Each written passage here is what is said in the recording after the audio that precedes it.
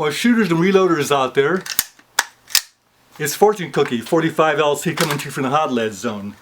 And we're clear. When we go to the range to spend time with the shooting community, we never know exactly what to expect. But one thing for sure we know, and that is it's going to be good. And the shooting community includes shooters like Chris and Cary and Brian and Dennis, the other Brian. There's Frank and John and Tom, and there's Mark and the other Mark.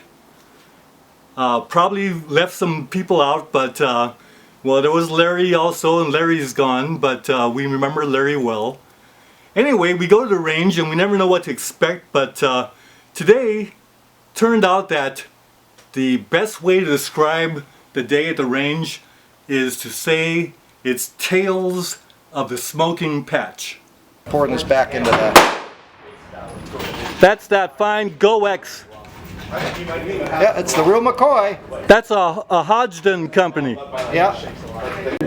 Now those 50 caliber Hornady round balls weigh 177 grains each. And the powder charge is 70 grains of black powder. Well, we got a special treat for you today. Cary brought his Thompson Center Hawken rifle, which is really a fine craftsmanship, and he's gonna look at it now. So there's Cary putting the black powder in. Look at that big muzzle. Huge. Steel in that barrel. Good steel too. There goes that 50 caliber Hornady ball, and then he starts it.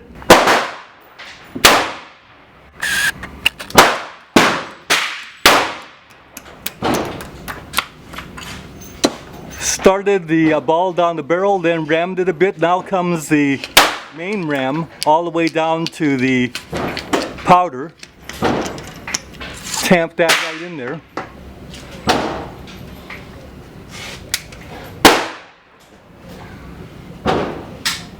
Percussion cap goes on, and now Cary's going to touch off.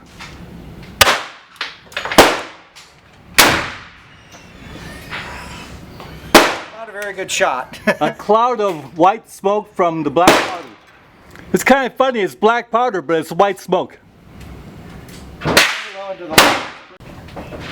There's a smoldering patch out there. No wonder we can set off some fires on that dry grass. Oh, I was supposed to ask you. But what a beautiful rifle. Look at that wood. Just beautiful wood. Would you say that's American walnut? I think it is. And then that wonderful octagon barrel. That beautiful octagon barrel. So I'm going to load it so you can shoot it. Double set trigger on that Thompson Center Hawken. Look at that work. So there's the very important measuring from the flask into the measure. It's kind of like those old World War II battleships. They have to clear out any kind of sparks and burning bags and this kind of thing out of the breech before they ram the next powder charge in there.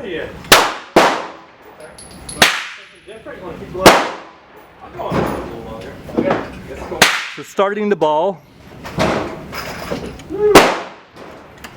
Preliminary ramming.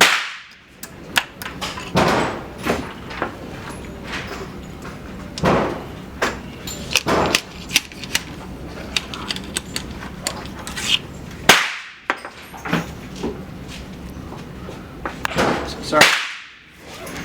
Then the placement of the percussion cap. Beautiful Thompson Center. Look at this thing. So the back one sets the front one, right? The back one sets the front one, and the front one's a hair trigger once you set it. Okay, so let's set the trigger. So we have Steve shooting it.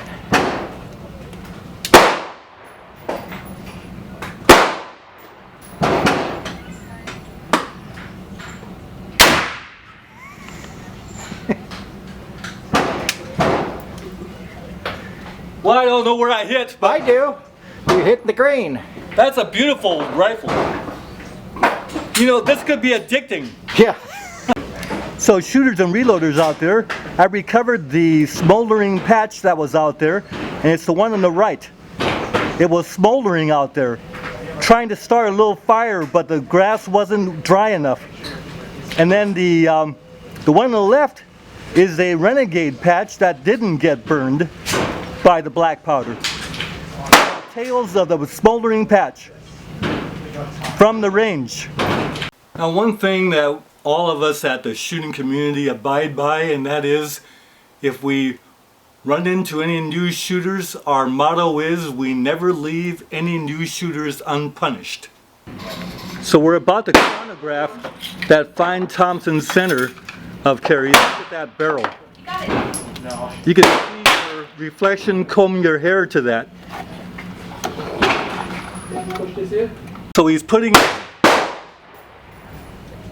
measuring out 70 grains of black powder from his flask into the measure.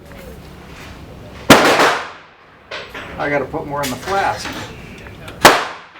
And then he's going to transfer that part into the barrel there, and then there goes the 50 caliber ball.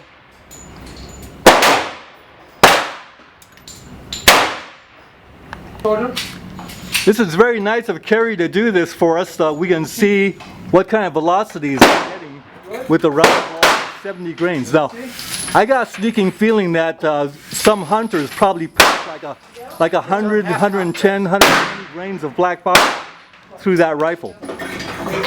So Chris is going to go and touch it off right through the chronograph screens. Here he goes. See if you light the chronograph on fire.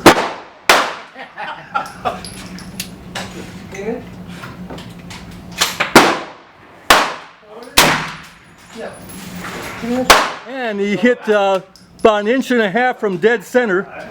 Process. Well, guess what? Morgan here has a chance. She's a brand new shooter and she's here to have a good time, and we're going to go ahead and watch her touch off Cary's black powder Thompson Center Hawken. Ooh, what's touching off? It's not very often that a new shooter gets a chance to shoot a black powder gun. How old is that gun? It's new? Yeah. Huh? Yeah. Here we go. Morgan's going to touch off the Thompson Center Hawken.